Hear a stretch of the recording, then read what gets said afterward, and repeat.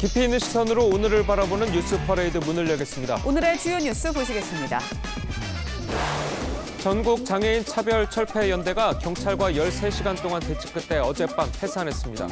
전장현은 오늘 오전 10시 30분 삼각지역에서 다시 시위를 열겠다고 예고해 지하철 교통 혼잡이 우려됩니다. 이재명 민주당 대표가 윤석열 대통령이 초청한 신년회 대신 문재인 전 대통령을 만난 것을 두고 공방이 일고 있습니다. 이 대표와 문 전 대통령은 어렵게 이룬 민주주의가 후퇴하고 있다는데 공감대를 형성한 것으로 알려집니다. 국민의힘 당권주자인 안철수 의원이 당대표 후보자는 내년 총선에서 수도권에 출마하자고 해서 발언 배경에 관심이 쏠리고 있습니다. 안철수 의원을 직접 스튜디오에 초대해 들어보겠습니다. 축구 황제 펠레의 장례식이 브라질 산토스 FC 홈구장에서 성대하게 거행됐습니다.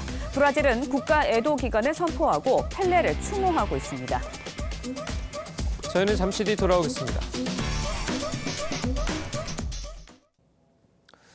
장애인 이동권 관련 예산 확충을 요구하고 있는 전국 장애인 차별철폐연대가 어제에 이어서 오늘도 지하철 탑승 시위를 벌입니다.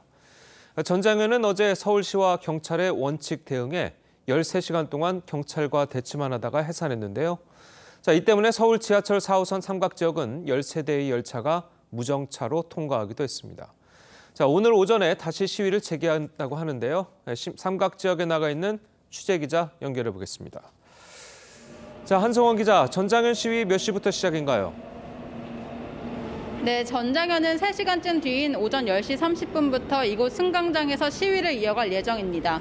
어젯밤 10시 10분쯤 해산을 하고 12시간 만에 재개를 하는 건데요. 경찰은 오늘도 엄정 대응할 예정입니다. 전장현은 새해 첫 출근길인 어제 오전 9시 10분부터 지하철 탑승을 시도하며 시위에 나섰습니다. 하지만 경찰 600여 명과 서울교통공사 측이 승차를 막아내면서 13시간 동안 대치했습니다. 당초 전장현은 1박 2일 밤샘 시위를 계획했지만 밤 10시쯤 해산했습니다. 극심한 대치 끝에 어제 하루 4호선 열차 13대가 무정차 통과했습니다. 스피드가 파손된 데가 있기 때문에 열차는 서행을 해서 통과할 수 있도록. 특히 밤 8시 50분부터 밤 9시 45분까지 12대가 삼각지역에서 멈추지 않고 지나쳤습니다.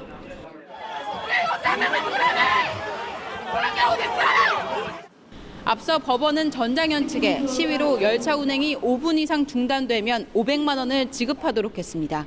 지금까지 삼각지역에서 TV조선 한송원입니다. 네, 민주당 이재명 대표가 경남 양산을 찾아 문재인 전 대통령을 만났습니다. 문 전 대통령은 어렵게 이룬 민주주의가 후퇴해서는 안 된다고 했고 이 대표는 공감한다고 밝혔는데 국민의힘은 소가 웃을 일이라고 비판했습니다. 정민진 기자의 보도입니다. 양산 평산마을을 찾은 이재명 대표와 지도부가 버스에서 내려 문재인 전 대통령의 자택으로 향합니다. 문 전 대통령이 마중을 나왔고 1시간 반 동안 이어진 오찬에서 문 전 대통령은 민주주의가 후퇴해선 안 된다면서 이 대표를 중심으로 민생 문제를 해결해달라고 말했습니다. 어렵게 이룬 우리 민주주의가 절대 후퇴해서는 안 된다. 그런 취지는 같이 공감했다고. 앞서 이 대표는 부산 현장 최고위에서 당일각의 방탄 비판에 대해 불편한 감정을 드러내기도 했습니다. 개인에 대한 공격인지 당에 대한 공격인지에 대한 판단들이 서로 다를 수가 있다. 국민의힘은 민주주의를 훼손시킨 장본인이 바로 문 전 대통령과 이 대표라고 비판했습니다. 새해 벽두부터 두 분의 재미난 대화로 모처럼 지나가던 소들이 실컷 웃게 되었습니다. 한편 민주당 대표 비서실이 윤 대통령의 신년회 초청 사실을 이 대표에게 알리지 않아 이 대표가 취재진에게 확인하는 총극도 있었습니다.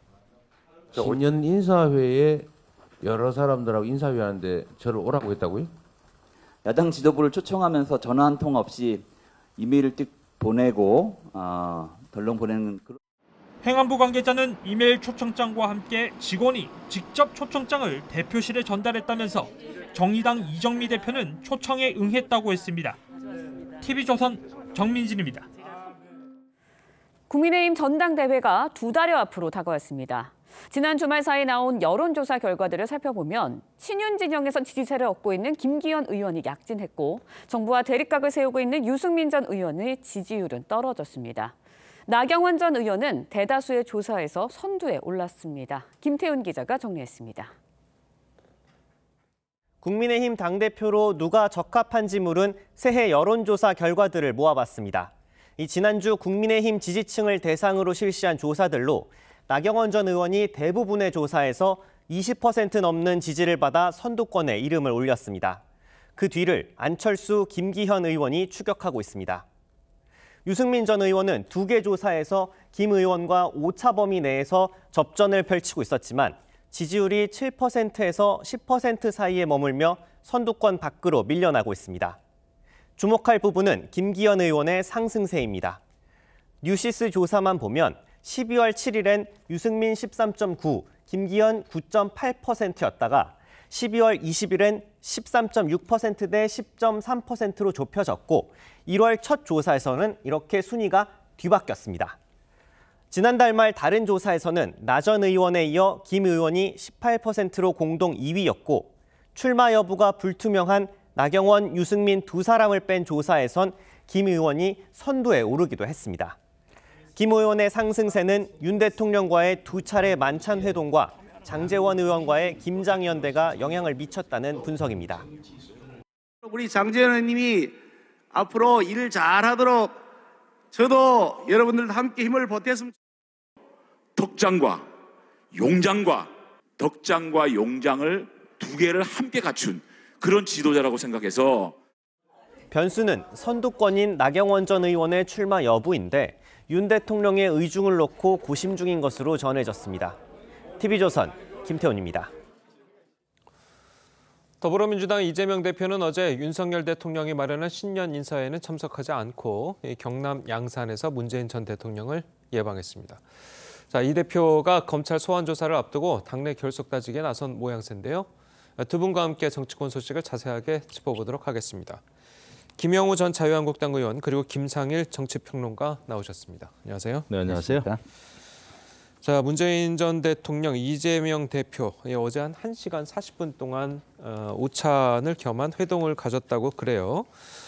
민주주의가 후퇴해서는 안 된다. 어렵게 이룬 민주주의가 후퇴해서는 안 된다. 자, 이런 발언을 했는데 어떻게 들으셨습니까? 그러니까 이제 지금 검찰 소환을 앞둔 그 이재명 당대표 입장에서는 지금까지 줄곧 검찰 수사에 대해서 말이죠. 그 야당 탄압이다, 정치 보복이다. 이제 이런 프레임으로 계속 그 반격을 해오고 있어요. 예. 근데 이런 상황에서 이제 검찰 소환을 앞두고 지지층의 결집이 굉장히 필요할 겁니다.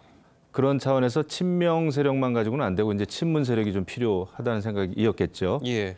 그래서 이제 어제 양산에 문재인 전 대통령을 만났는데 뭐 문재인 전 대통령 역시 또 측근들이 다 지금 수사를 받고 있거든요. 예. 서훈 전 국가안보실장, 또 뭐 전 국방부 장관, 또 이제 울산 그 시장 선거 문제 때문에 수석 비서관과 비서관들이 수사를 받고 있단 말이죠. 예. 이런 상황에서는 동병 그 상련일 수 있다. 위기의식이 좀 있죠. 그런데 이제 이재명 당대표가 민주주의 후퇴라고 하는 어떻게 보면 굉장히 거대 담론을 이제 들고 나왔는데 이것은 보다 일반 국민들에 대해서 호소를 조금 하고 싶은 그런 전략이 아닌가. 그러니까 자신에 대한 검찰 수사가 그냥 개인 비리가 아니다. 민주주의 후퇴다. 이렇게 이제 연결을 시키려고 하는 거죠. 그런데 사실상 이제 국민의힘 입장에서 이렇게 볼 때는 이재명 당대표에 대한 여러 가지 혐의는 개인 비리란 말이죠. 개인적인 형사 비리입니다. 뭐 불법 대선 자금이라든지 대장동 비리라든지 말이죠.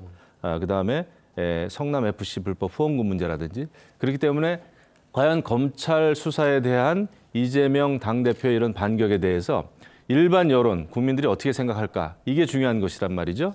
이런 상황에서 설득력이 과연 있겠나? 여태까지 계속 방탄 전국 투어를 하고 있다는 그런 이제 분석도 많고 더더군다나 지금 민주당은 1월 임시국회도 열자라고 하는 움직임이 있어요.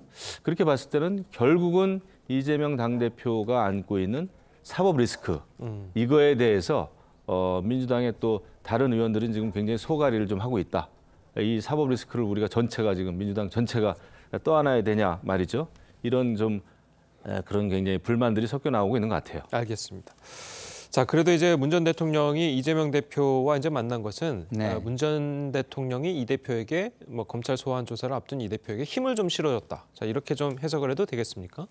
글쎄 뭐 그런 해석을 원해서 그 이재명 당대표가 가신 거겠죠. 근데 이제 뭐 그렇게 해석을 할 수도 있고 그냥 뭐 덕담을 했다 이렇게 해석을 할 수도 있어요. 왜냐하면 뭐 저도 참모 생활을 오래 해봤지만 신년 벽두에 어떤 이벤트를 통해서 기사화를 시키고 이미지를 좀 좋게 만들고 한다고 한다면 어떤 이벤트를 하겠습니까? 당내 어른이나 아니면 어떤 한 축을 이루는 지도자나 이런 사람을 찾아가서 어떤 덕담을 듣는 것. 그걸 또 정치적 메시지로 이렇게 바꿔서 보도자료를 내거나 홍보를 할 수 있는 것. 그런 걸 당연히 기획하겠죠. 그런 차원에서 잘한 이벤트다 이런 생각이 들고요.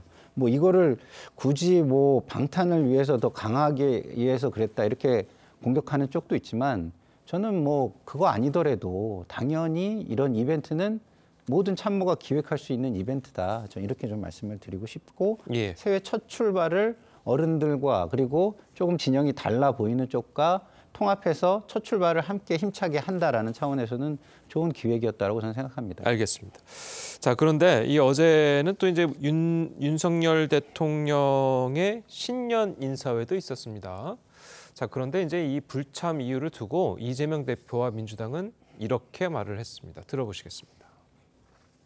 오늘 윤석열 대통령께서 신년 인사회 진행하시는데 거기 참석하지 않고 오늘 문재인 대통령 예방을 결정하신지 이유가 궁금합니다. 처음 듣는 얘기인데요. 신년 인사회에 여러 사람들하고 인사회 하는데 저를 오라고 했다고요? 신년 인사회 얘기는 처음 듣는 얘기인데. 저희가 다른 일정이 있어서 굳이 뭐 피할 이유는 없었습니다. 그런데 저희한테 통보되는 방식이 이메일로 통보가 되었고 야당 지도부를 초청하면서 전화 한 통 없이 이메일을 띡 보내고 덜렁 보내는 그런 초대 방식은 좀 이해할 수 없다는 점. 지금 저 기자회견 내용만 좀 들어보자면 이재명 대표는 윤석열 대통령이 이제 신년 인사회에 이제 초대한 것을 모르고 있었던 것 같아요. 모르고 있었던 것 같고 이 비서실 차원에서 아예 그냥 그 대표한테 보고도 하지 않고 신년 인사회를 불참하는 것으로 이제 결정한 것 같은 뉘앙스로 이제 보이는데 어떻게 보셨습니까? 그거는 불가능한 얘기죠. 그러니까 당 대표 입장에서 대통령의 신년 인사회 초청 그 사실 자체를 모르고 있었다? 처음 듣는 얘기다라는 거는 그건 불가능합니다. 저도 당에서 일을 많이 했고 당 대표실 뭐 수석 대변인 해봤지만은 모든 일정은 당 대표 비서실장이 알고 있고요. 그렇죠. 그거에 대해서는 대통령에게 반드시 보고를 당 대표에게 보고를 하게 돼 있습니다. 그거를 당 대표가 만약에 처음 듣는 일이다, 실제로 처음 듣는 일이라면은 당 대표 비서실장 물러나야 될 거리요. 엄청난 중요한 사안 아닙니까? 형식적인 그냥 신년 인사회다라고 이야기할 수가 없잖아요. 대통령과의 자리고. 그래서 아마 초청 그 형식을 좀 문제 삼는 것 같아요. 이메일만 딱 보내가지고 야당 제1야당의 당대표를 초청할 수 있느냐 말이죠. 이런 문제 제기인데 대통령실의 또 얘기는 좀 다르지 않습니까? 사람도 보냈다 뭐 이런 말이 있는데 이것에 대해서는 뭐 지금 진실게임이 돼버렸습니다마는 근데 이제 이정미 정의당 대표는 또 가지 않았습니까? 그렇죠. 가서 또 대통령께 그 책 선물도 하면서 덕담을 나눴단 말이에요. 그래서 이 초청 형식만을 문제 삼기는 조금 구차스럽지 않나 이런 생각이 드는데 아마 지금 이재명 당대표 입장에서는 뭐 검찰 소환을 앞두고 여당과의 지금 협치도 안 되고 있죠. 더더군다나 대통령을 만난다고 하는 또 많은 사람이 모이는 자리에서 거기 나간다는 게 정서적으로 동의가 좀 안 됐겠죠. 하지만 이런 과정을 통해서 신년 인사회는 또 신년 인사회란 말이에요.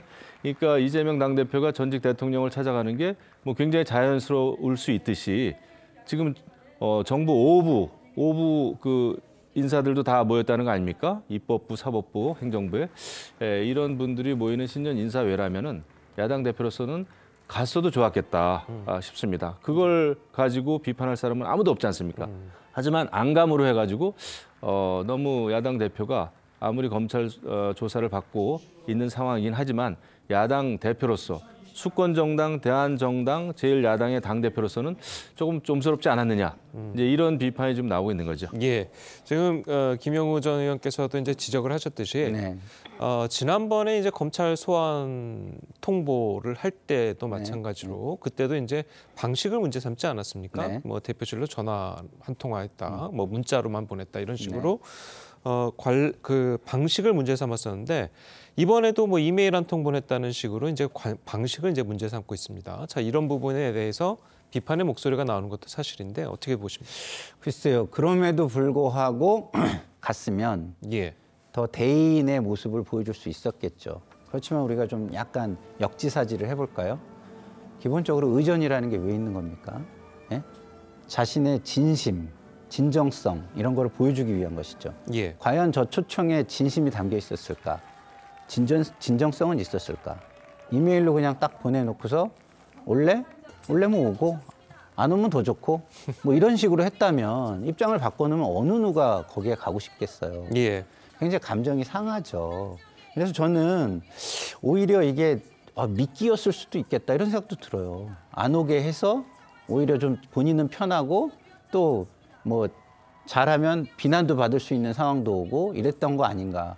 그렇다고 한다면 이재명 그 야당 제1당의 당대표를 초청에는 과연 진심이 담겨 있었을까? 진정성이 1이라도 있었을까? 이런 걸 생각해 본다면 이 결과는요.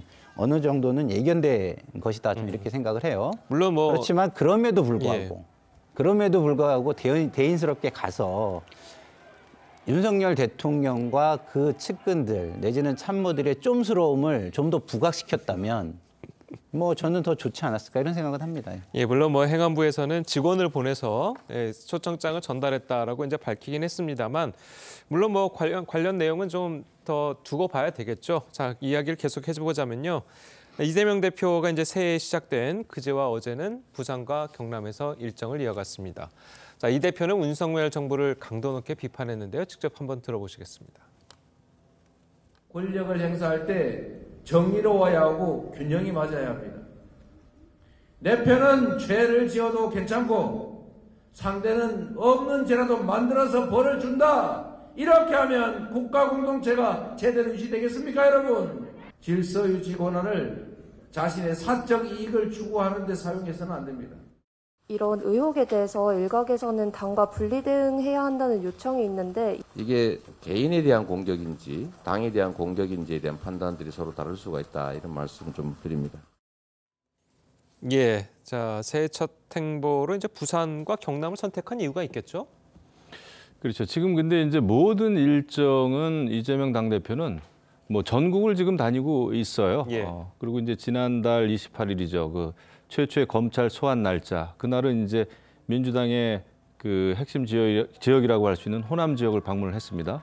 그리고 이제 어제는 양산의 문재인 전 대통령 만났고 그 전에는 이제 부산에서 최고 회의를 했죠, 현장에서. 이것은 전체적으로 민주당 지지 세력을 결집하면서 본인이 가지고 있는 그 사법 리스크에 대한 반격이라고 봐야 되겠죠. 그리고 이제 부산 경남 지역은 또 대선 전과 대선 후에 조금 흐름이 좀 바뀌고는 있어요. 그리고 부산 경남 지역은 무조건 보수 지역이다, 무조건 진보 진영 지역이다라고 할 수 없는 지역입니다. 그런 차원에서 아마 부산 경남 지역에 가서 좀 더 쐐기를 박는 자기 지지 세력을 최대한 지금 끌어모으는 그런 그 입장인 것 같아요. 그런 면에서 부산 경남 지역을 다녔는데 저는 뭐 특정 지역을 다녔다기보다는 전국을 다니는 그런 차원에서 이루어진 그 당대표의 일정이 아닌가 생각이 되고 특히 이제 검찰 소환 날짜를 지금 이제 조정 중에 있는 것으로 이렇게 알려지고 있는데 그 검찰 출두를 앞두고 어쨌거나 모든 지지 세력을 지금 끌어모으는 그런 안간힘을 쓰는 그런 상황으로 읽혀집니다. 예. 자, 그리고 이제 당내에 있는 비판에 대해서 이야기를 한 게 개인에 대한 공격인지 당에 대한 공격인지에 대한 판단들이 서로 다를 수 있다. 자, 이렇게 이야기를 했거든요. 어떤 의미로 좀 받아들이셨습니까? 글쎄요, 이게 뭐 이재명 당대표가 무너지면 당도 무너질 수 있다. 뭐 이런 이야기일 수도 있는데요. 저는 이렇게 생각합니다. 누구에 대한 공격인지도 다를 수 있지만 누구를 생각하는지에 따라도 이 사안을 다르게 볼 수 있다. 이런 말씀을 좀 드리고 싶어요. 그러니까 물론 이재명 당대표 중요한 당의 자산이고 우리가 방어를 해야 되지만 그 방어가 가져오는 것이 당을 위한 일이 될까? 국민을 위한 일이 될까? 아니면 지금 현재 당대표와 어떤 지도부를 이루는 당의 권력을 위한 일이 더 될까? 이걸 저 한번 생각해 볼 필요는 있다고 생각합니다. 왜? 지금 아무리 이게 당에 대한 공격이라고 하더라도요. 그 파장과 효과는 당과 국민에게는 확실하게 해가 되는, 마이너스가 되는 그런 상황이 지금 계속 진행이 되는 거거든요. 왜냐하면 지금 현 정권과 대통령 지지율이 굉장히 낮고 그 거의 바닥을 쳤을 때도 민주당의 지지율이 오르지 않고 있고, 그다음에 지금 그 어제 여론조사 중에 하나, 모 방송사 여론조사를 보면은 윤석열 대통령의 국정 지지율, 이게 긍정이 한 37% 이 정도뿐이 안 돼요. 근데 이재명 당대표의 그러면 당 지지, 당 그 운영에 대한 지지, 긍정 지지율, 이것도 37% 정도, 37%, 37.6%던데 한 0점 몇 프로뿐이 차이가 안 나요. 그러면 과연 우리가 윤석열 대통령이 국정 운영을 너무 못한다라고 얘기를 하면서 그러면 당 운영을 통해서 국민에게 희망과 대안정당의 모습을 보이고 있는가? 이 부분은 제가 볼 때는 당대표로서 내지는 지금의 당 지도부를 이루는 분들은 한 번쯤 깊게 고민을 해볼 필요가 있고, 이것이 방어를 하는 거는 굉장히 좋은데 방어를 좀 더 효율적으로 하면서 당도 살고 방어도 제대로 할 수 있는 방법은 없는가, 이것도 깊이 고민할 필요는 있겠다, 이런 생각이 듭니다. 예, 알겠습니다. 자, 계속해서 국민의힘 이야기도 이어가 보도록 하겠습니다. 3월 8일 전당대회를 앞두고 이제 새해 벽두부터 당권 주자들이 바쁘게 움직이고 있는데요. 윤 대통령 주최 신년 인사회에 참석한 데 이어서 이 대구로 향했다고 합니다. 영상 보시겠습니다. 우리 조상이 540년 전에 안동에서 강릉으로 이주했습니다. 그리고 저 처가가 구입니다. 구입 선산입니다. 뭐 이 정도 되면 TK 아닙니까, 여러분들? 제가 모태 TK더라고요. 저희 어머님이 저를 가지셨을 때 저희 아버님이 대구 비행장에서 근무하셨습니다. 제 수술복이 흠뻑젖도록 열심히 대구 시민들과 함께 노력한 결과 우리가 코로나 1차 대란 물리칠 수 있었습니다. 저는 수도권 인천에서 왔습니다. 어머니 고향은 의성입니다. 내 어머니 고향이 보수의 신자 TK인 것에 대해서 항상 자부심을 느낍니다. 예. 자, 이 여당 당권 주자들이 이제 새해 벽두부터 보수의 심장이죠. 대구를 찾았습니다. 자, 이 얘기를 들어보니까 전부 다 본인들이 이제 TK에 적혈하고 이렇게 얘기를 하는데 이런 이유가 있겠죠? 이게 저도 들어보면서 원조 족발집이 생각이 나네요. 원조 TK, 모태 TK, 뭐 또 어머님 고향 뭐 이렇게 나오는데 선거철이 이제 돌아왔습니다. 그 선거 때는 이제 모든 인연을 다 동원하죠. 뭐 저도 이제 예전에 당대표 뭐 나가고 그랬습니다만 다 똑같습니다. 그리고 특히 이제 TK 지역은 책임 당원의 40% 정도가 TK 지역이란 말이죠. 그리고 이제 누가 뭐래도 보수 지역의 텃밭이죠. 그러다 보니까 거기에 상당히 이제 올인을 하지 않을 수 없는 현실적인 그런 그 상황인데, 근데 이제 더더욱 중요한 것은 당대표 아닙니까? 집권 여당의 당대표면은 전국을 대상으로 해야 되는 것이고, 또 우리 당이 또 우리 대한민국이 처한 이 상황에 대해서 문제의식을 가지고 거기에 해답을 만들어가는 그런 그 당의 수장이기 때문에 이런 또 특정 지역에 이렇게 몰입하는 게 좋아 보이진 않아요. 현장에서의 반응은 좋았을 겁니다. 우리 어머니 고향이 의성이다 그러면은 거기에 있는 분들이 굉장히 그 감정이입이 되지 않습니까? 그럼 박수를 받을 수는 있을 텐데 저는 뭐 선거 때니까 나오는 현상이라고 보고요. 하지만은 더 크게는 정말 우리 대한민국이 처한 이 상황에 대해서 나침판을 제시할 수 있는, 방향을 제시할 수 있는 그런 이제 리더가 필요한 것이고, 특히 지금 대통령의 국정 어떤 운영 기반이 지금 아직은 허약합니다. 국회에서 지금 소수다 보니까 대통령, 그러니까 정권은 바뀌었죠. 대통령이 바뀜으로 해가지고 당도 야당에서 여당이 됐습니다만은 굉장히 지금 허약하거든요. 이런 허약한 정당의 리더가 되는 게 어떤 길인지 이거에 대해서 이제 좋은 그런 그 선의 경쟁을 해주길 바라죠. 예, 알겠습니다. 자, 그리고 이제 유승민 전 의원 얘기를 좀 해보자면 어제 저 영상에 나왔던 이제 대구에는 이제 유승민 전 의원이 참석하지를 않았습니다. 네, 그렇죠. 자, 참석하지를 않았는데 유승민 전 의원 가족들이 이 출마를 좀 반대하고 있다고 그래요. 이게 본인이 이제 당원 투표 100%로 이제 전당대회 룰이 이제 변경되면서 이제 상당히 불리한 상황이고, 그렇죠. 그리고 요즘 들어서 이제 지지율도 뭐 정체 혹은 떨어지는 목을 보이니까, 자, 이게 과연 출마를 할까 안 할까도 굉장히 고심일 것 같은데 좀 어떻게 예측을 하십니까? 글쎄요, 최근에 이렇게 나오는 이야기를 들어보면 출마를 안 하실 가능성이 굉장히 높아 보여요. 근데 저는 그러면 안 된다고 생각합니다. 본인이 방송에 나와서 이거의 부당함을 굉장히 많이 말씀하셨잖아요. 예. 그러면 그 부당함이 무엇인지를 정확하게 이야기를 해서 정치적 의미와 자산을 쌓아야 된다고 저는 생각하거든요. 그런데 조금 제가 보면 그 인터뷰를 하시면서 좀 과하셨던 것 같아요. 예. 과거 이준석 전 대표가 생각날 정도로 대통령을 공격을 했거든요.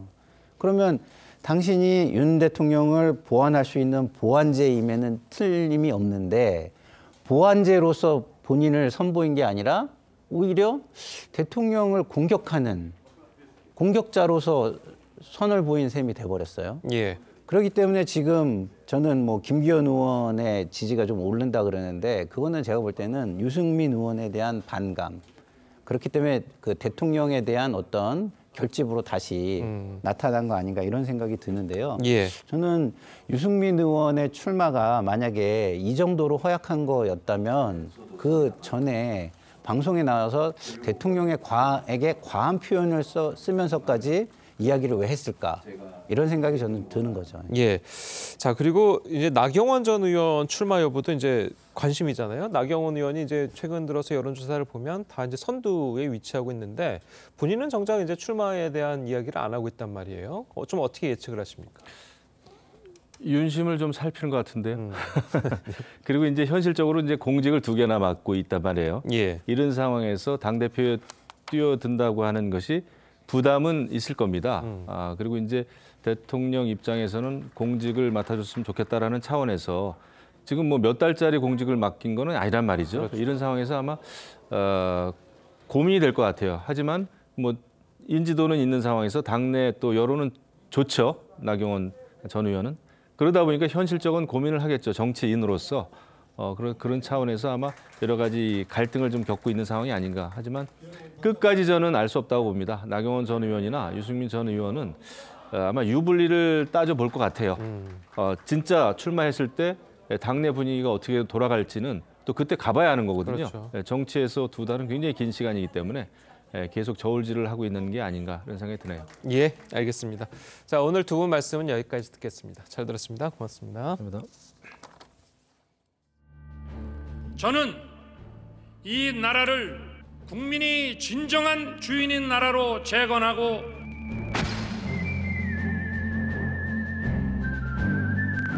우리가 지금부터 당정이 하나가 돼서 오로지 국민, 오로지 민생만을 생각할 때 어려운 문제들이 다 해소가 되고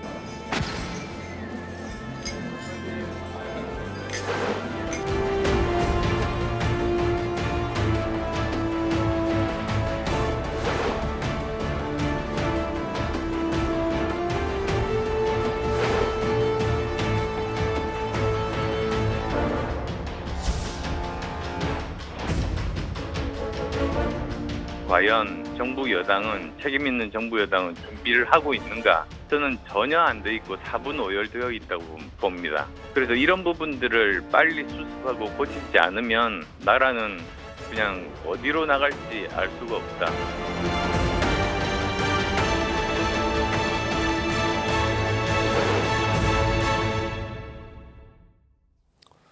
예, 앞서 전해드린 대로 새해 벽두부터 국민의힘 당권 경쟁이 뜨겁게 달아오르고 있는데요. 당권 주자로 거론되는 분이시죠. 안철수 국민의힘 의원 스튜디오로 모셔서 자세한 이야기 나눠보도록 하겠습니다. 안녕하세요. 네, 안녕하십니까. 자, 어제 저희가 이제 앞서서도 잠깐 다루긴 했습니다만 어제 이제 대구를 다녀오셨잖아요. 안 의원께서는 대구에서 예전에 이제 코로나 당시에 이제 그 봉사활동을 하신 적도 있었고, 예. 자, 그걸 강조하셨는데 대구가 그만큼 당권을 얻는 데 있어서 가장 좀 중요한 지역이라고 봐도 되겠죠? 우선 우리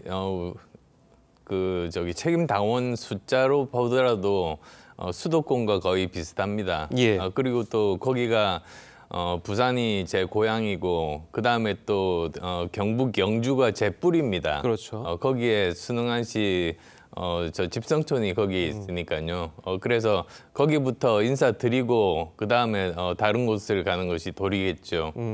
자, 그런데 이제 안 의원께서는 당대표를 이제 출마하시는 분은 수도권에 이제 출마돼야 된다. 물론 이 얘기는 이제 윤상현 의원이 먼저 하긴 했는데 안 의원께서도 이 의견에 이제 동조를 하셨단 말이에요. 자, 그렇다면은 대구, 경북 그리고 이제 특히 울산 지역에 이제 지역을 두시고 있는 김기현 의원을 좀 겨냥한 게 아닌가. 자, 이런 이야기가 있는데 좀 어떻게 보십니까? 전혀 어떤 사람을 염두에 두고 한 건 아닙니다. 예. 사실 지난 총선 패배를 분석을 해야 되는데요. 지난 총선의 패배는 한마디로 전체가 다 우리가 실패한 것이 아니라 예. 수도권의 실패였다. 그렇게 말씀드립니다. 왜냐하면 수도권 121석 중에서 17석밖에 우리가 못 얻었습니다.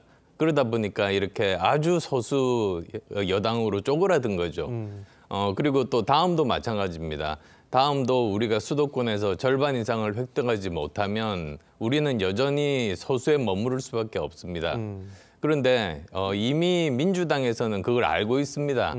저는 이번 민주당 그 최고위원 선출을 보면서 정말로 놀랐습니다. 민주당 최고위원 중에서 선출직 전원이 수도권입니다. 예. 이런 경우는 지금까지 민주당 역사상 처음이거든요. 즉 민주당은 이미 다음 총선에 그 최전선이 이 수도권이라는 걸 잘 알고 있고 대비를 하고 있는 거죠.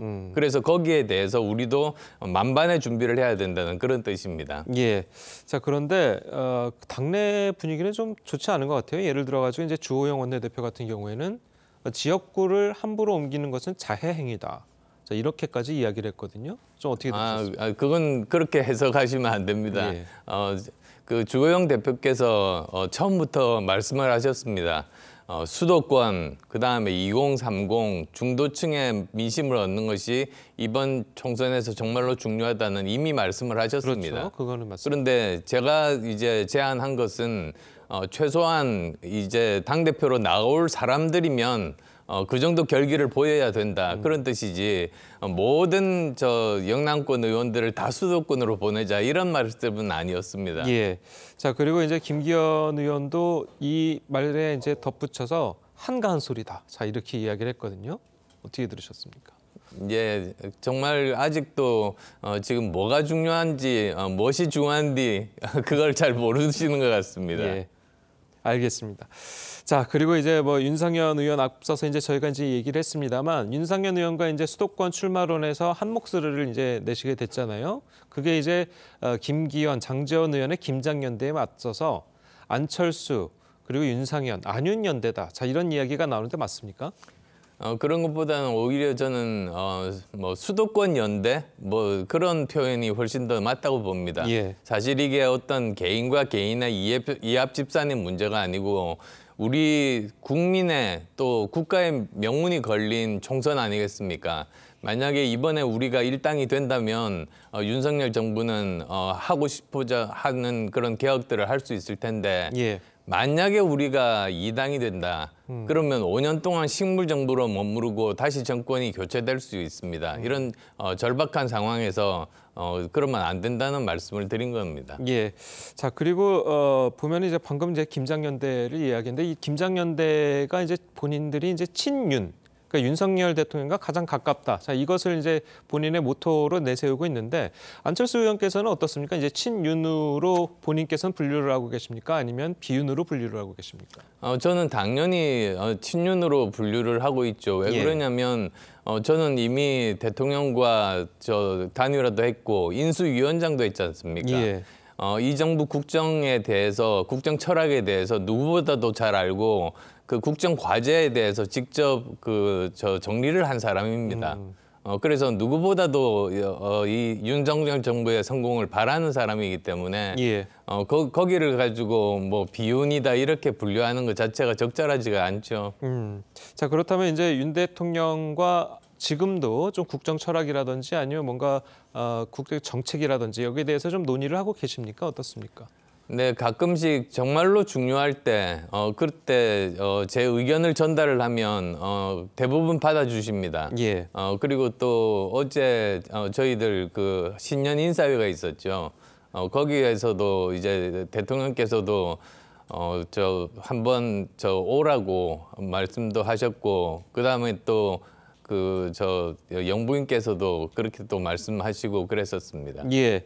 자, 그런데 최근에 이제 언론 보도도 그렇고 당내에서 이제 나오는 얘기도 그렇고 윤석열 대통령의 마음은 김장연대로 가 있다. 자, 이런 이야기가 있거든요. 거기에 대해서는 좀 어떻게 보십니까? 그건 그쪽의 주장이고요. 예. 지금 현재 제가 알고 있기로는 어느 쪽에 이렇게 마음을 주시지는 않는 걸로 알고 있습니다. 예. 모두 다 이제 윤석열 정부의 성공을 바라는 사람들이기 때문에 한번 지켜보고 누가 더 실력을 발휘하고 누가 더 민심을 얻고 또 누가 더 총선 승리에 더 큰 공헌을 세울 수 있을 것인가 그걸 바라보고 계시는 그런 단계로 알고 있습니다. 예. 자, 그리고 이제 나경원 전 의원 이야기를 좀 해보자면 지금 모든 여론조사에서 나경원 전 의원이 선두를 좀 달리고 있습니다. 거의 모든 여론조사에서. 물론 안철수 의원께서는 지금 밑으로 이제 2등으로 이제 달리고 계신데 나경원 전 의원이 이제 상승세를 보이고 있는 이유를 혹시 분석하고 계신 게 있으십니까? 아무래도 뿌리가 깊지 않습니까? 지금까지 오랫동안 우리 당에서 몸담고 여러 가지 활동을 하시다 보니까 여러 가지 인지도 면이라든지 그런 면에서 많은 당원분들이 알고 계십니다. 그렇지만 이 확장성에서 문제가 있다는 건 또 많은 분들이 또 알고 계시는 부분입니다.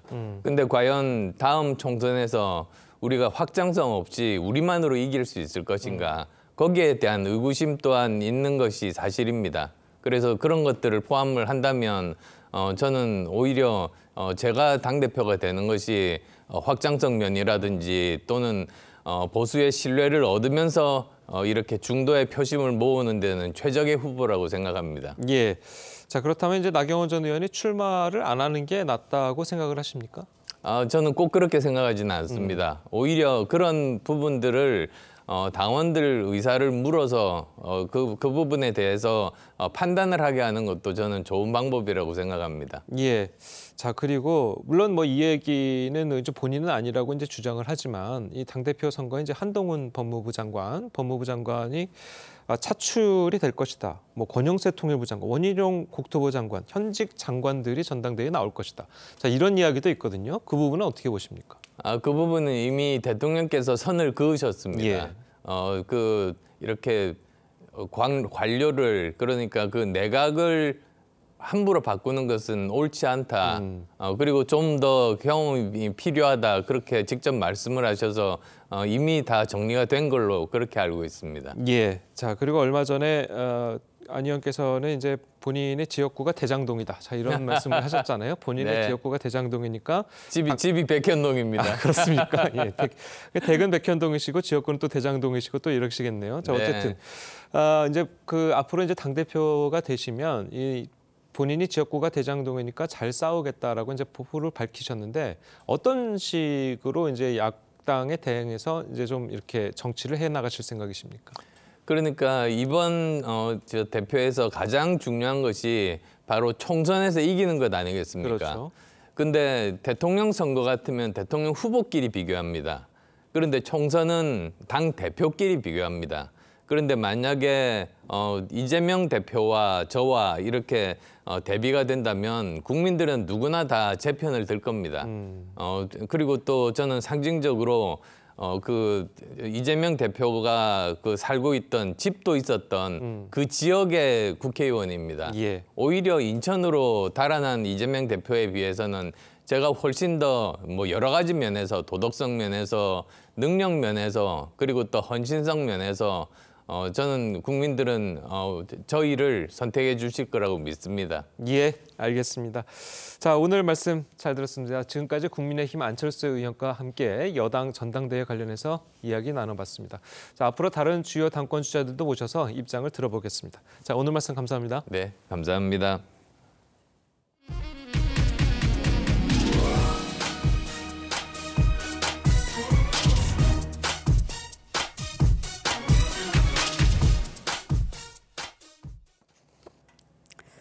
네, 지난해 12월 27일 강원도 양양군 폐기물 보관시설에서 난 불이 6일 만에 꺼졌습니다.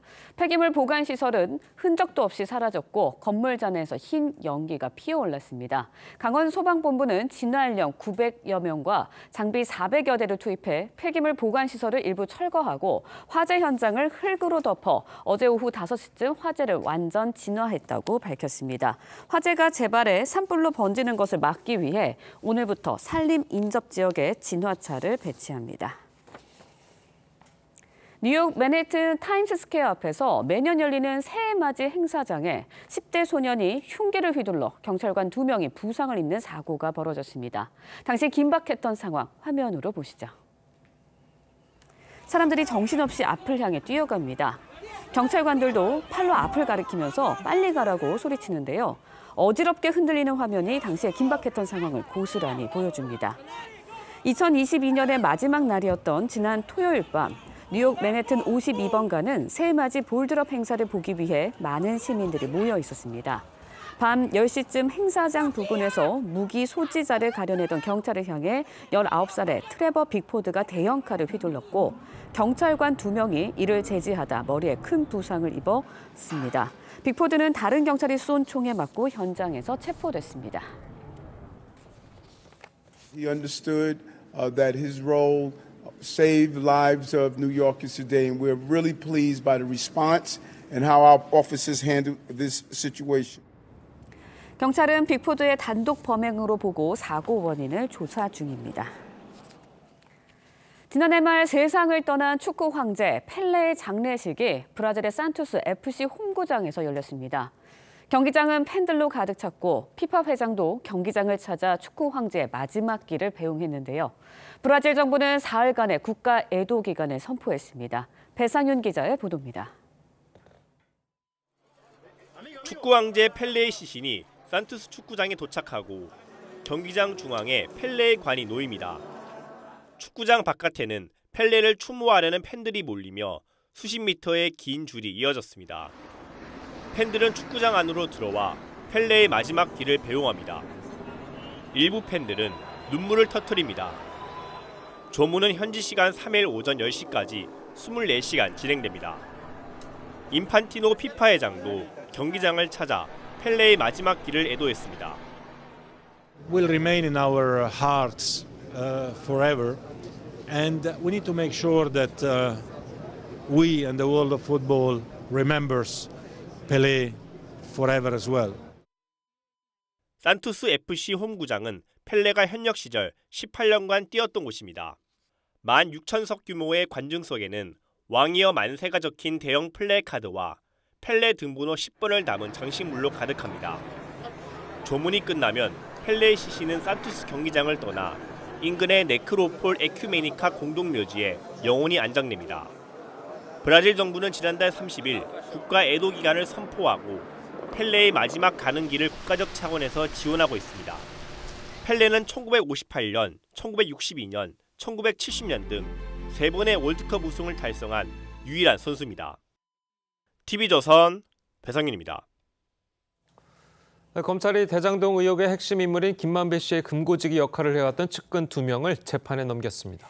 검찰은 이들이 은닉한 대장동 범죄 수익 중 수표 148억 원어치를 찾아내 압수했습니다. 송민성 기자의 보도입니다. 검찰이 재판에 넘긴 인물은 김만배 씨가 구치소를 나올 때 오토바이 헬멧을 쓰고 마중했던 화천대유 이사 최모 씨, 그리고 김 씨와 대학 동문이자 이화영 전 의원의 보좌관을 지낸 화천대유 공동대표 이모 씨입니다. 특히 이 씨는 김 씨 통장과 인감까지 관리해 사실상 금고지기 역할을 했는데 이들은 대장동 수사 초기인 2021년 11월부터 1년 동안 대장동 수익 중 약 275억 원을 빼돌린 혐의를 받습니다. 검찰은 이들이 고액권 수표로 인출한 뒤 다시 소액권 수표 수백 장을 재발행해 대여금고 등에 숨겼다고 설명했습니다. 최 씨의 경우 김 씨가 받은 배당금 30억 원을 자기가 빌린 것처럼 꾸며 자금을 보관해온 것으로 드러났습니다. 검찰은 지난해 5월 대장동 사건 재수사가 시작되자 이들이 은닉 장소까지 옮긴 걸 확인하고 수표 148억 원어치를 찾아내 압수했습니다. 회수하지 못한 자금 일부는 이재명 더불어민주당 대표 측으로 유입됐을 가능성이 있는 것으로 보고 조만간 김 씨를 불러 자금 용처 등을 확인할 예정입니다. 지난달 자해를 시도했던 김 씨는 병원 치료를 받고 집에 있는데 검찰은 김 씨가 회복되는 대로 조사를 이어갈 방침입니다. TV조선 송미선입니다. 성남FC 후원금 의혹과 관련해 한 차례 검찰 소환에 불응했던 민주당 이재명 대표는 오는 10일에서 12일쯤 검찰에 출석하는 방향으로 일정을 조율하고 있습니다. 검찰은 사건 관련자들에 대한 조사가 사실상 마무리된 만큼 이 대표에 대한 조사가 끝나면 기소 여부를 결정할 것으로 보입니다. 김도현 기자의 보도입니다.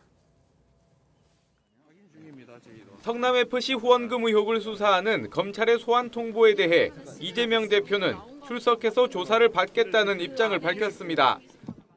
네, 제가 출석하기로 했으니까요. 그렇게 하시면 되겠습니다. 다만 검찰이 처음 제시한 소환 예정일인 지난달 28일엔 출석이 어렵다는 공식 답변을 보냈고 이에 검찰은 오는 10일에서 12일 중 가능한 날에 조사를 받으라고 다시 제안하고 답을 기다리는 중입니다. 검찰은 이 대표 측이 두산건설과 네이버, 차병원 3개 업체의 민원을 해결해주고 성남FC 후원금을 내도록 한 것으로 파악했습니다. 세 기업이 성남FC에 낸 후원금이 모두 사업부지 용도 변경과 용적률 상향 대가였다고 의심하고 있습니다. 특히 두산건설은 2013년 8월 이재명 대표를 직접 만나 민원을 전달했고 네이버는 후원 전에 민원 문건을 작성한 사실도 확인했습니다. 검찰은 이 대표와 함께 정진상 전 실장이 불법 후원을 공모한 것으로 보고 있습니다. 이미 정 전 실장을 소환 조사한 검찰은 이 대표 조사까지 끝나면 두 사람의 기소 여부를 정할 방침입니다. TV조선 김도영입니다. 전해드린 대로 김만배 씨의 측근 2명이 대장동 수익 275억 원을 은닉한 혐의로 재판에 넘겨졌습니다. 이재명 대표에 대한 검찰 소환 조사도 초읽기에 들어갔는데요. 관련 내용 백성문 변호사, 장현주 변호사와 함께 자세히 짚어보도록 하겠습니다. 안녕하세요. 네, 안녕하세요. 자, 얘기 들어보면 이 김만배 씨 측근들이 은닉 자금 275억 원, 이 중에 이제 245억 원을 네. 수표로 바꿔서 은닉했다라는 거잖아요. 네. 자, 왜 이 방법을 쓴 건가요? 그러니까 엄밀하게 말하면 수표로 은닉했다기보다 고액권 수표로 찾은 뒤에 다시 소액권 수표로 변경을 하고 그리고 그거를 분산해서 이제 대여금고 등에 이제 지금 은닉을 했다라는 그렇죠. 그런 부분인데요. 일단 고액권 수표는 사용하기가 쉽지 않죠. 일단 근데 소액권 수표 예를 들어서 10만 원권 수표 같은 경우는 사실상 현금으로 유통이 될 정도로 사용하기가 일단 용이하고요. 그리고 고액권 수표는 한 곳에 그 200 예를 들어서 고액권 수표 뭐 1억 원짜리 이상이라면 분산해서 좀 어디 놔두기가 좀 어렵습니다만 이렇게 소액권 수표로 나누면 일단 위치를 여러 군데 분산해서 놓을 수 있다는 것도 용이한 부분들이 있기 때문에 일단은 지금 검찰에서 바라보는 관점은 그러니까 이 자금을 여러 군데로 분산해서 은닉해서 쉽게 말해서 수사기관에 들키지 않을 목적으로 이렇게 분산을 해놨다고 본 것이기 때문에 일단 아까 얘기 나온 것처럼 화천대유 공동대표 이모 씨하고 이사 최모 씨, 그러니까 쌍방울 부회장이었죠 과거에 이 둘을 범죄 수익 은닉에 관한 혐의로 좀 구속 기소한 것으로 보입니다. 네, 뭐 한수 조치에 대비하기 위해서 이렇게 했다라는 이야기도 있는데 범죄 수익을 수표로 은닉하게 되면 추적이 그만큼 쉽지 않을까라는 생각도 들거든요. 그렇습니다. 우리가 일반적으로 생각할 때 당연히 수표보다는 현금이 추적 가능성이 낮아야 낮아지기 때문에요. 결국 일반적으로는 범죄 수익을 대부분 이제 결국에는 수표에서 현금으로까지 가는 단계를 거치기 마련입니다. 근데 지금 같은 경우에는 고액 수표에서 소액 수표로 재발행한 후에 금고에 은닉을 해둔 상태이기 때문에요. 네. 그렇기 때문에 대장동 일당이나 이 범죄 수익에 관련되어 있다라고 의혹을 받는 분들께서는 아무래도 범죄 수익 은닉에 고의가 없었다라는 취지로 해명을 하는 것으로 보입니다. 특히 이제 해명에 보면 어떤 것이 있냐면 성남도시개발공사가 화천대유 계좌에 가압류를 통보해 왔기 때문에 운영 자금을 확보하기 위해 수표로 인출해둔 것이다라는 해명을 계속해서 하고 있거든요. 아마 그 부분과 마찬가지로 수표로 그래서 금고에 은닉해둔 것이 범죄 수익을 은닉한 것이 아니다라는 주장을 할 가능성이 높아 보입니다. 하지만 검찰의 입장에서는요, 이 범죄 수익 은닉이 이제 있었던 것으로 의심되는 시기가 2021년 11월, 그러니까 대장동 의혹 수사가 시작되고 난 직후입니다. 그럼 시기상으로 봤을 때 범죄 수익 은닉을 하다가 아무래도 시간적으로 여유가 부족해서 아직까지 현금으로 가지 못했을 뿐인 것이지 범죄 수익 은닉에는 고의가 분명히 있었다라고 검찰은 판단하는 것으로 보입니다. 예. 자, 그리고요. 은닉 자금 275억 원 중 30억 원, 그러니까 수표로 바꾸지 않은 30억 원은 이 최모 씨가 빌린 것처럼 꾸며서 보관했다. 자, 이렇거든요. 왜 이런 식으로 한 거죠? 그러니까 쉽게 말해서 그러니까 채권이 되잖아요. 그러니까 현금이나 현물이 아닌 채권으로 나오면 사실상 이 채권은 허위 채권이기 때문에 일단 돈이 일단 저쪽으로 넘어가면 소유권도 같이 넘어가는 것이거든요. 그러니까 저쪽이 돈을 못 갚아서 돈이 사라진 것으로 만들기 훨씬 좋습니다. 그러니까 이것도 역시 어찌 보면 범죄 수익을 은닉하기 위한 굉장히 대표적인 방법 중에 하나거든요. 허위 채권을 만드는 것. 아까 말씀하셨던 것처럼 고액권 수표, 소액권 수표, 이제 추후에 예상됐던 현금화, 그다음에 이렇게 여러 군데 대여금 채권 이런 방식으로 돈을 최대한 분산하고 그리고 현금화하면 어느 순간부터는 그 현금 추정은 어렵지 않습니까? 그런 여러 가지 이제 범죄 수익을 은닉하기 위한 여러 가지 단계를 거치는 하나의 일종의 과정이었다 이렇게 보시면 될 것 같습니다. 네, 여러 군데로 이제 분산을 해놓은 것 같은데 검찰이 이제 은닉 자금 275억 원 중에 수표 148억 원어치를 찾아내 압수를 했습니다. 앞으로 이 돈 어떻게 되는 겁니까? 일단은 범죄 수익 자금에 대한 그 관련 재판이 확정이 돼야 됩니다. 그 대장동 관련된 이제 재판에서 유죄 판결이 확정되고 그리고 범죄 수익과 관련돼서도 이것이 범죄 수익이라는 확정 판결이 재판부로부터 확정이 되고 나면 이 수익들은 모두 국고로 환수되는 그 과정들을 걷게 됩니다. 알겠습니다. 자, 이제 이재명 대표 얘기를 좀 해보도록 하겠습니다. 자, 검찰이 이제 이 대표 측에 출석 날짜를 오는 10일에서 12일 사이로 제시했고 답을 기다리고 있다. 자, 이렇게 이야기를 했는데 이 대표가 아직 출석일을 내놓지 않는 건가요? 아니면 뭐 계속해서 뭐 협의를 하고 있는 과정인가요? 네, 아까 조금 전에 영상에서 보셨던 것처럼 뭐 이 대표도 출석을 하겠다라는 얘기를 계속 반복하고 있기 때문에 출석은 하실 것 같은데 저는 제 개인적인 판단은 약간 일종의 검찰과의 기싸움인 것 같습니다. 그러니까 이게 지금 저번 첫 번째 소환 통보할 때도 제대로 된 예의를 갖추지 못했다. 그리고 일방적인 통보였다. 이런 비판을 계속 해오지 않았습니까? 지금도 검찰이 다시 여러 차례 협의를 하려다가 제대로 되지 않아서 10일에서 12일 사이로 이제 통보를 해놓은 건데 제 개인적인 생각으로 또 일방적 통보라는 걸로 조금 더 미루지 않을까라는 개인적인 생각이 들고요. 근데 어쨌건 일단은 검찰에 출석을 해서 소명을 하겠다고 국민 앞에 말씀을 하신 이상 지금 여기서부터는 더 미루면 제가 보기엔 이재명 대표의 모양새가 훨씬 안 좋아질 것 같다는 생각이 들고요. 지금 검찰이 날짜를 하루로 특정한 게 아니라 10, 11, 12, 3일로 지금 나눠서 지금 어쨌건 다시 제시한 건 아니겠습니까? 일단 빨리 확정적인 날짜를 제시해 주시는 게 좋을 것 같습니다. 알겠습니다. 이재명 대표가 이제 검찰에 출석을 하게 되면 아무래도 제3자 뇌물 혐의 거기에 대해서 집중적인 조사가 이루어질 것 같아요. 그렇습니다. 이번에 소환하게 되면은 받게 되는 혐의는 말씀 주신 것처럼 성남FC 관련 제3자 뇌물죄입니다. 이 제3자 뇌물죄와 관련해서 가장 중요한 쟁점은 부정한 청탁이 있었는지와 그리고 그것을 대가성 있게 받았다라는 부분이 입증이 돼야 됩니다. 그러나 이재명 대표 측에서는 계속해서 성남FC의 기업들이 돈을 낸 것 자체는 광고에 대한 대가, 그러니까 광고비였다는 것이지 부정한 청탁에 대한 대가로 인한 후원금이 아니었다라는 주장을 계속 하고 있기 때문에요. 검찰에서는 이 부정한 청탁과 대가성 여부를 두고 그 강력한 그런 조사를 할 것으로 예상이 됩니다. 예, 알겠습니다.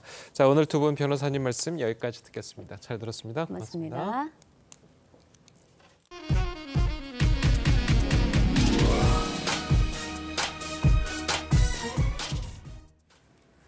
브라질 룰라 대통령이 통산 3번째 임기를 시작했습니다. 사실상 대선 불복 행보를 보이고 있는 보우소나루 전임 대통령은 취임식에 불참했습니다. 박상준 기자의 보도입니다. 룰라 대통령이 원주민과 어린이, 흑인 여성, 장애인 등 다양한 계층의 시민 대표들과 손을 잡고 대통령궁에 들어섭니다. presidencial das mãos do povo brasileiro. 전임 대통령이 띠를 전달하는 게 관례지만 시민 대표가 전달한 겁니다. 보우소나로 전 대통령은 선거 결과에 불만을 갖고 취임식 이틀 전 미국으로 떠나버렸습니다. 2003년과 2007년에 이어 세 번째 임기를 시작한 룰라는 취임 일성으로 분열된 사회 통합을 외쳤습니다. Não existem dois Brasis. Somos um único país, um único povo, uma grande nação. 붉은색 옷을 입은 지지자들은 전날부터 대통령 광장에 모여 새 시대를 기대했습니다. Volta da liberdade, a volta da democracia, a volta da igualdade, sem fronteira, sem qualquer discriminação. A gente precisava disso. 하지만 1.8%포인트의 대선 표차가 말해주듯 극단으로 갈라선 민심을 하나로 모으기가 쉽지 않을 것으로 보입니다.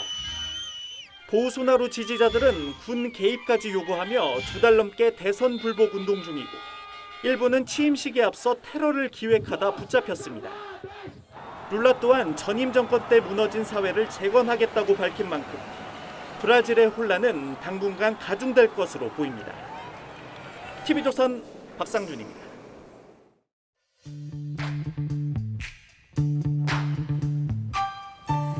렌즈에 담긴 그 순간 그 의미를 짚어보는 시간이죠. 사진기자가 선택한 아침의 한 장입니다. 오늘은 조선일보 사진부 조인원 기자와 함께합니다. 안녕하세요. 네, 오늘 아침에 볼 사진 어떤 건가요? 네, 토끼 한 마리가 하얀 눈밭을 달리고 있습니다. 개묘년 토끼해를 맞아 오늘은 전국의 토끼 조형물과 행사 사진들을 함께 보겠습니다. 새해 첫날 부산 해운대에는 첫 일출을 보러 모인 인파 속에 대형 토끼 조형물도 보였습니다. 광안리 해변도 흑토끼 조형물 앞에서 시민들이 기념사진을 찍습니다. 서울 광화문 광장에는 빨간 복주머니를 든 커다란 흰 토끼 한 마리가 풍선으로 만들어 세워졌습니다. 광주광역시에서도 어린이집의 원생들이 토끼 가면을 쓰고 귀여운 율동을 보여줍니다. 네, 토끼 모양의 여러 모습들이 보이는데요. 실제로 토끼는 어떤 성격을 갖고 있나요? 네, 얼굴보다 더 큰 귀를 가진 토끼는 뛰어난 청각과 후각을 갖고 있습니다. 눈도 얼굴 양쪽에 있어서 시야도 아주 넓다고 합니다. 비록 다른 동물들보다 약하게 태어났지만 토끼는 그런 이유에서 빠르게 도망갈 수 있는 뒷발과 그리고 어떤 어려움도 슬기롭게 극복하는 꽤 많은 동물로 이야기 속에 묘사되기도 합니다. 네, 슬기로운 토끼처럼 어떤 어려움도 지혜롭게 극복하는 하나가 되시길 바랍니다. 지금까지 아침의 한 장이었습니다. 따뜻하게 입고 나오시기 바랍니다. 찬바람이 강해지면서 오늘은 어제보다 더 추운데요.